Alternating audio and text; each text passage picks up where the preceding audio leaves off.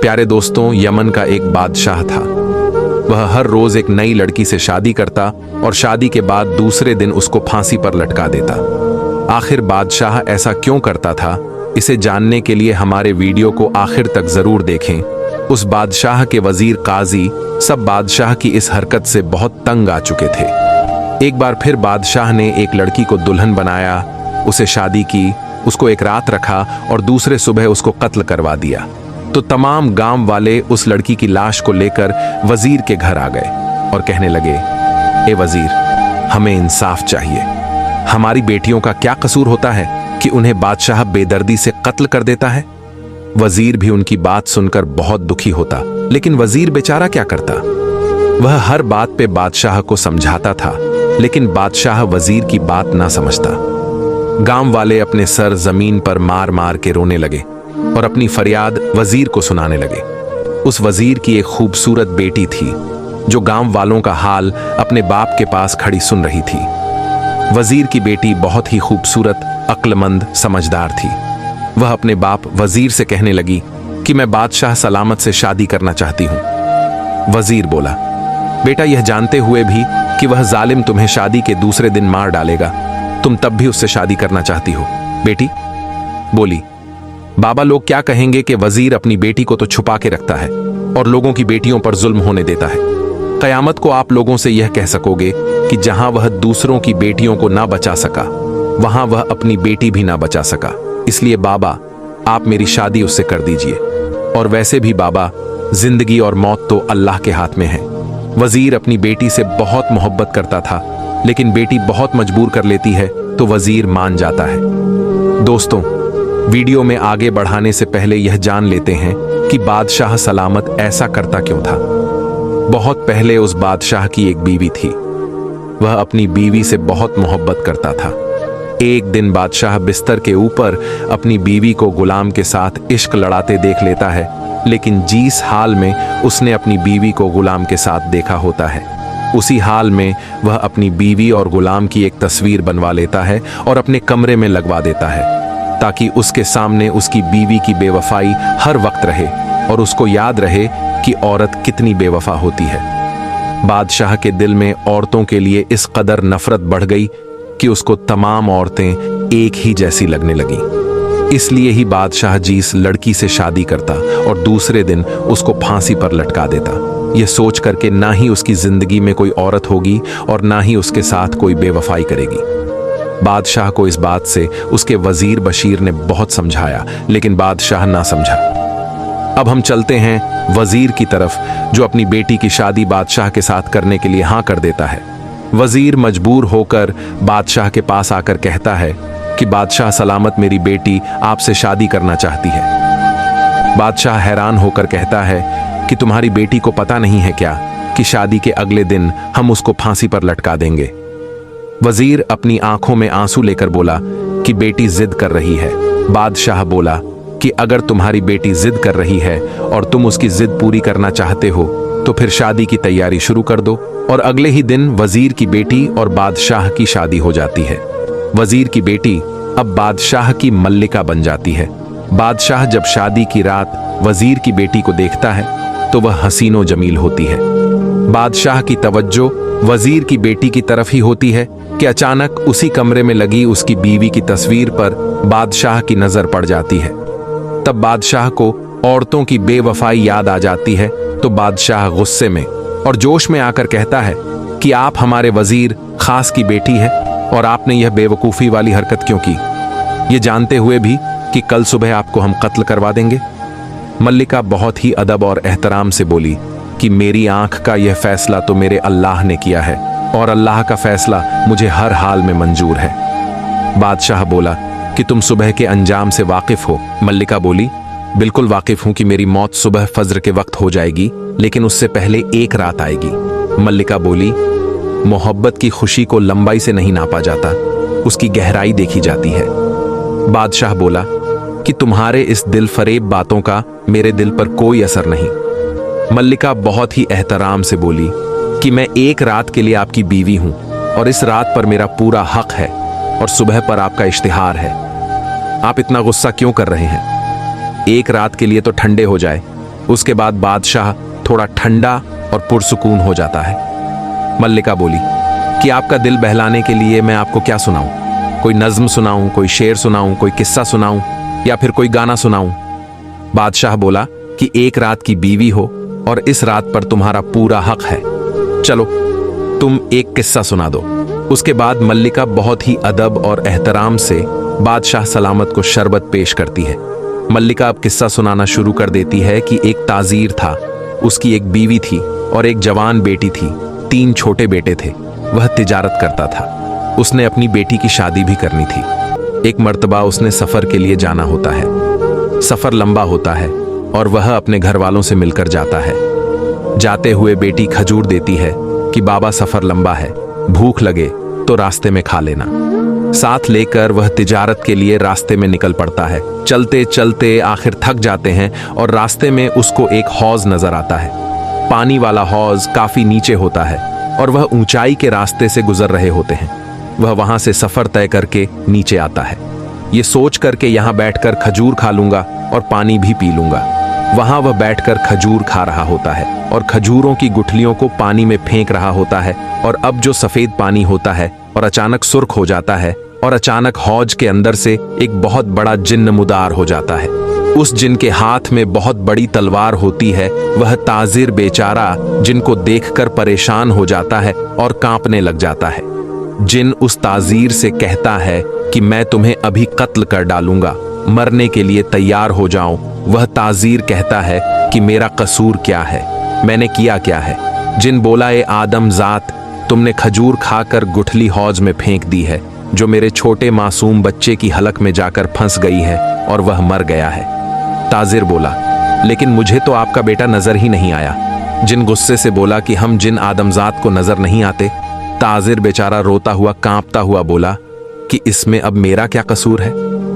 जिन बोला कि तुझ पर एहतियात तो लाजिम थी, अब अपनी जान बचाने के बहाने न ढूंढ। वो बोला कि अगर यह मेरा गुनाह है तो नादानी में हुआ है। जिन बोला, नादानी में हो या जानते हुए गुनाह गुनाह होता है। मुझे अपने बेटे का कसास चाहिए, खून का बदला खून, यही इंसाफ है।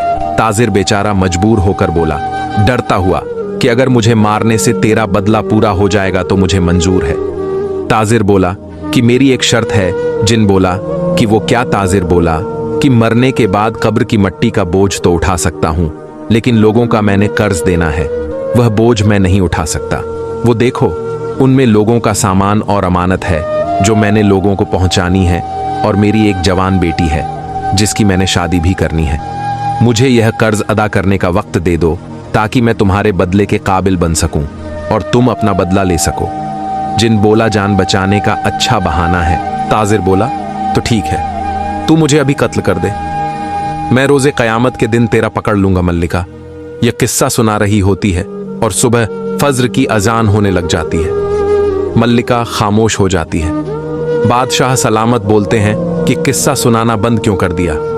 अब मुझे बताओ कि जिन ने तजीर को मार दिया। तो मल्लिका बोली कि रात खत्म। तो बात खत्म अब हो चुकी है और मेरे मरने का वक्त हो चुका है। बादशाह बोला, लेकिन मुझे इतना तो बताओ कि जिन ने उस ताजिर को मारा या छोड़ दिया? मल्लिका बोली कि कहानी बहुत तवील है, इसको बयान करने के लिए वक्त की जरूरत है और अब वक्त खत्म हो चुका है। तो बादशाह बोला कि हम वक्त को रोक लेंगे। मल्लिका बोली, ए सुल्तान, क्या वक्त कभी किसी के रोकने पर रुका है? बादशाह बोला कि हम तुम्हें एक रात की जिंदगी और अता करते हैं, अब तुम किस्सा सुनाओ। मल्लिका बोली, नहीं, मेरे सरताज किस्से तो रातों को सुनाए जाते हैं और अब तो अजान हो चुकी है, इबादत का वक्त हो चुका है और आपको अपने शाही फराज भी अंजाम देने होंगे। बादशाह बोला कि ठीक है, तुम्हें एक दिन और एक रात की जिंदगी और बख्श दी। अब मल्लिका वजू करती है और नमाज अदा करती है। बादशाह देख रहा होता है कि इतनी लड़कियां मेरे पास आई हैं। सबके चेहरे पर खौफ होता था। इसके चेहरे पर खौफ क्यों नहीं है? ये डर क्यों नहीं रही? मुझे किस्सा तो ऐसे सुना रही है जैसे इसने जिंदगी भर मेरे साथ रहना है। खैर, इसका किस्सा मुझे बहुत दिलचस्प लगा है। बादशाह मल्लिका को देख रहा होता है और उसके बारे में सोच रहा होता है। बादशाह की नजरें अचानक उसकी बीवी की तस्वीर पर पड़ जाती हैं और बादशाह फिर से तैश में आ जाता है। कमरे से बाहर चला जाता है और दिन भर के तमाम काम करता है। उधर मल्लिका खुदा से दुआ करती है कि ए मेरे खुदाया, ए मेरे अल्लाह, तू मेरे सरताज को हिदायत दे कि ये लोगों की बेटियों के कत्ल आम ना करें। जब शाम होती है तो बादशाह अपने कमरे में आता है। मल्लिका बादशाह के हाथ धुलवाती है, उनको खाना पेश करती है, उनके जूते उतारती है। बादशाह बोला कि यह तो नौकरों का काम है, आप यह क्यों कर रही हैं? मल्लिका बोली, नहीं मेरे सरताज, यह एक बीवी का फर्ज होता है कि वह अपने शौहर का ख्याल रखे। बादशाह बोला कि तुम एक रात की बीवी हो, उसके बाद भी तो काम नौकरों ने ही करने हैं। मल्लिका बोली कि ए मेरे सरताज, मुझे इस एक रात में भी अपनी खिदमत का मौका दे, ताकि मरते वक्त मेरे दिल पर बोझ ना हो कि मैंने अपने शौहर की खिदमत नहीं की। यह सुनकर बादशाह के दिल को सुकून मिला, लेकिन फिर उसको अपनी बीवी की बेवफाई याद आ गई और फिर से बादशाह गुस्से में आ गया और कहने लगा कि फालतू बात मुझसे ना करो, बस तुम किस्सा बयान करो। मल्लिका अब किस्सा सुनाना शुरू कर देती है। जिन बोला कि अगर मैं मोहलत दे दूं तो क्या तुम वापस आओगे? तो ताजिर बोला कि हाँ, मैं अपने कामों को अंजाम देकर यहां जरूर आऊंगा और अपनी जान दूंगा। जिन बोला खाओ अल्लाह की कसम। तो ताजिर बोलता है कि मैं अल्लाह की कसम खाकर कहता हूं कि मैं अपने कामों को अंजाम देकर यहां जरूर आऊंगा। जिन बोला कि ठीक है, मैं तुम्हें 40 दिन की मोहलत देता हूं और 40वें दिन बाद यहां तुमने खुद आना है अपनी जान देने। उसके बाद ताजिर लोगों का सामान लोगों तक पहुंचा के अपने घर 10 दिनों बाद लौटता है। ताजिर के बच्चे अपने बाप को 10 दिन बाद घर आता देखकर खुश हो जाते हैं और बीवी के चेहरे पर रौनक आ जाती है। बीवी बोली कि ये मेरे सरताज, आप थक गए होंगे, मैं आपके लिए खाना लगाती हूँ। उसके बाद मैं शुक्राने के नफल अदा करती हूँ कि आप खैरियत से घर वापस आ गए हैं। यह सुनकर उस ताजीर का दिल रो रहा था कि जब हमेशा के लिए जाऊंगा तो मेरे बीवी बच्चों का क्या होगा। दूसरे दिन वह अपनी बीवी बच्चों को तोहफे देता है जो वह तिजारत करके लाया होता है। बीवी बोली कि आए मेरे सरताज, मुझे गहनों की जरूरत नहीं, मेरे गहने तो आप हैं, मेरी झूमर आप हैं, मेरा लिबास आप हैं, बस आप मेरे साथ रहिए, मुझे और कुछ नहीं चाहिए। यह सुनकर उस ताजीर की आंखों में आंसू आ जाते हैं। उस ताजीर ने कागज पर लिखे होते हैं अपनी जिंदगी के दिन और उस कागज को जेब में डाला होता है। हर रोज देखता है कि उसकी जिंदगी का एक दिन कम हो जाता है। आखिरकार वह अपनी बेटी की शादी कर देता है और उसकी बेटी रुखसत होकर खैरियत से अपने ससुराल चली जाती है। अब उस ताजीर की मौत का वक्त बहुत करीब आ गया था। उसको अपने घर वालों से जुदाई का दुख अंदर से खोखला कर रहा था। उसको अपने छोटे छोटे बच्चे और बीवी की सोच आ रही थी कि मेरे बगैर यह कहां जाएंगे, इनका क्या होगा। उसकी बीवी को कुछ नहीं पता था और वह बेखबर सो रही थी और ताजिर को नींद नहीं आ रही थी। ताजिर अपनी बीवी को उठाता है तो बीवी उठकर बोली कि आपके चेहरे पर इतना पसीना क्यों आया है। ताजिर बोला कि यह पसीना मौत के खौफ से आया है, जरा मुझे शीशा ला कर दो, मैं अपना चेहरा देखूं कि मौत का खौफ कैसा होता है। बीवी बोली कि आप ऐसी मनहूस बातें क्यों कर रहे हो, अल्लाह का शुक्र अदा करें, अल्लाह पाक ने हमें इज्जत दी है और मेहनत की दौलत दी है। उसके बाद वह ताजिर रोता हुआ अपनी बीवी को पूरी बात बताता है कि उसके साथ क्या हुआ था। यह सुनकर बीवी का कलेजा मुंह को आ जाता है और वह बीवी तड़प कर रह जाती है। बीवी जब पूरा किस्सा सुनती है तो कहती है कि मुझे भी साथ ले चले, आपकी जगह पर मैं कत्ल हो जाऊंगी, इस तरह उस जिन को भी ठंडक मिल जाएगी।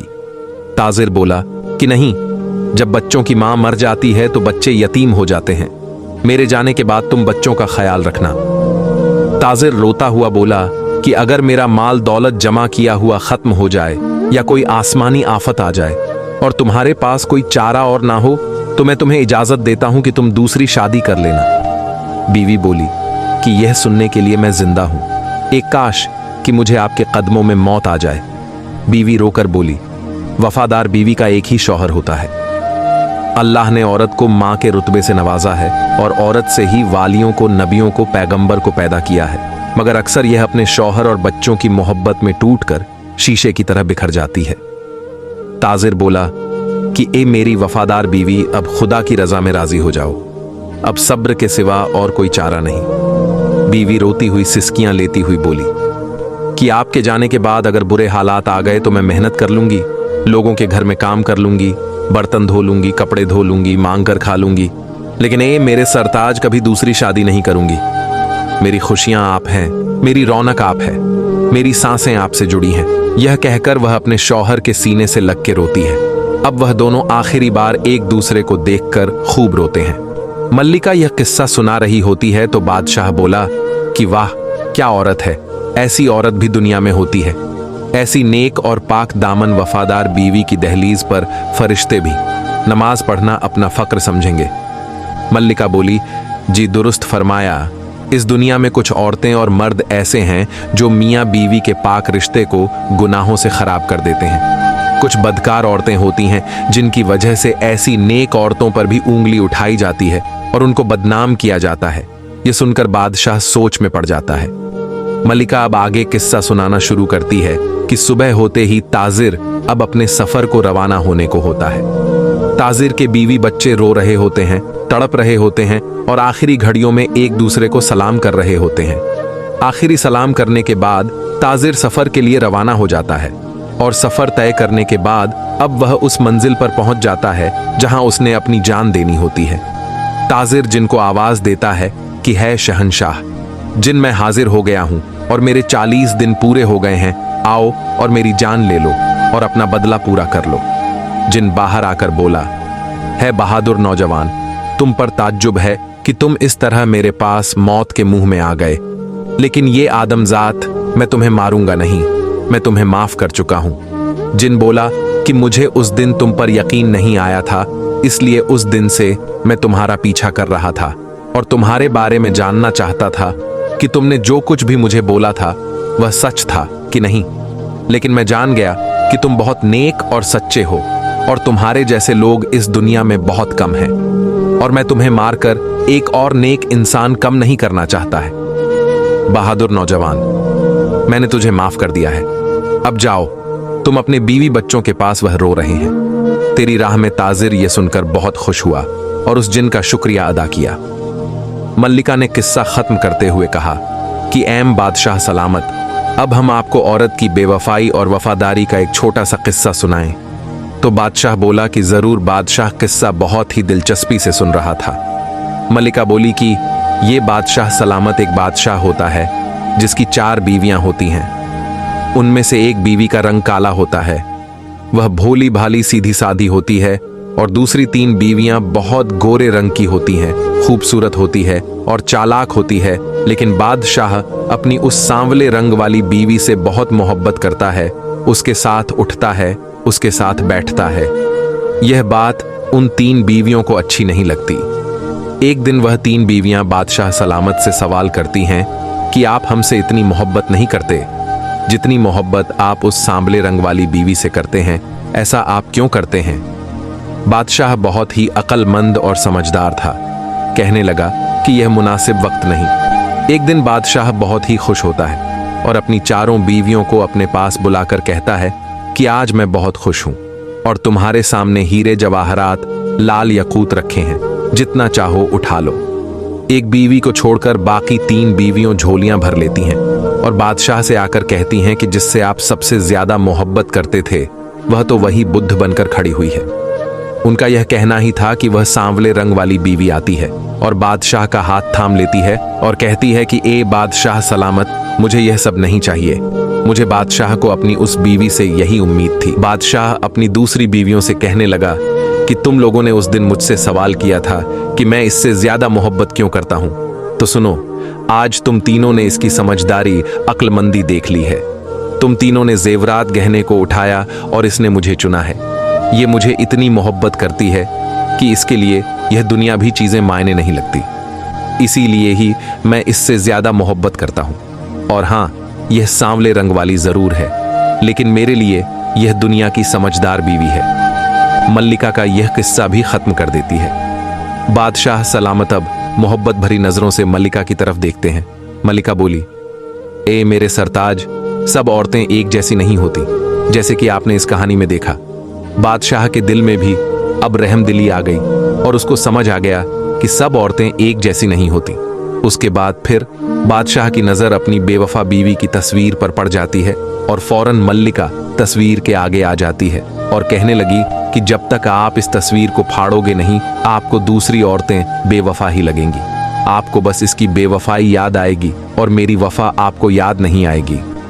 बादशाह अपनी बेवफा बीवी की तस्वीर फाड़ देता है और मल्लिका का हाथ पकड़कर कहता है कि आज तूने मेरी आंखें खोल दी हैं और मुझे और गुनाह करने से बचा लिया है। बादशाह बोला कि मैंने कितनी ही औरतों से शादी की है, लेकिन तुम वह वाहिद हो जिसने मुझे गलत साबित कर दिया है।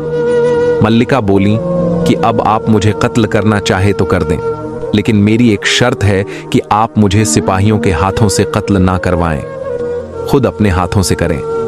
मुझे यह घबरा नहीं कि मुझे कोई सिपाही हाथ लगाए। आपके हाथों से मरूंगी तो मेरी रूह को सुकून मिलेगा। बादशाह बोला, नहीं मेरी मल्लिका नहीं, तुम्हें मैं कुछ नहीं करूंगा और अपनी सांसों के बराबर रखूंगा, और आज मैं अपना यह अहद भी तोड़ता हूं। बस तुम ही अब मेरी जिंदगी में रहोगी, और हां, आप मुझसे वादा करें कि आप मुझे ऐसे किस्से सुनाया करेंगी। तो मल्लिका बोली, जी मेरे हुजूर, हम आपको रोज ऐसे किस्से सुनाया करेंगे। अब बादशाह के वजीर बशीर और काजीर आया।